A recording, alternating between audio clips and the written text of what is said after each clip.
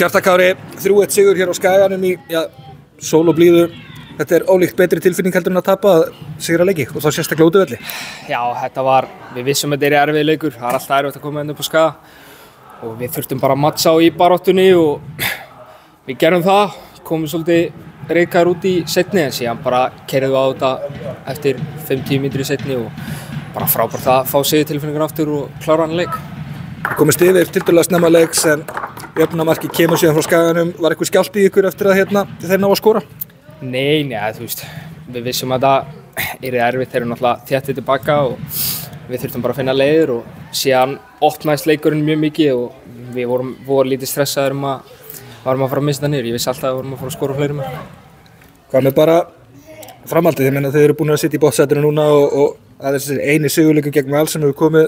Hvað þýðir þetta fyrir ykkur? Það þýðir bara mjög mikið og þú veist, það er alltaf gott að sigra fótboltaleiki og það er það sem maður er að gera í þessu sporti, að vinna leiki og við þurfum bara að byggja hún á. Við erum búin að eiga núna 3 flotta leiki í röð. Við þurfum bara að byggja hún á þetta og halda áfram. Það er kannski mitt málið, þið náið núna að tengja saman framistöðu og úrslit því að flestir þessi leikir sem þið tapa hafa verið þó nokkuð jafnir. Já, algjörlega, þú veist, við náttúrulega svekkjandi að missa þetta á móti Víkingunum en við náðum bara að tengja vel í dag og þegar það smellur allt saman, þá sigrum við leiki. Ekkert verið að spila í 70. hita á nánast logni og sól? Nei, þetta var alveg frábært geggjað og blautt gras og það er best að spila fótbolta á grasi, þannig að þetta var mjög skemmtilegt. Kjartan Kári, takk hérlega fyrir að ganga ykkur vel. Takk fyrir.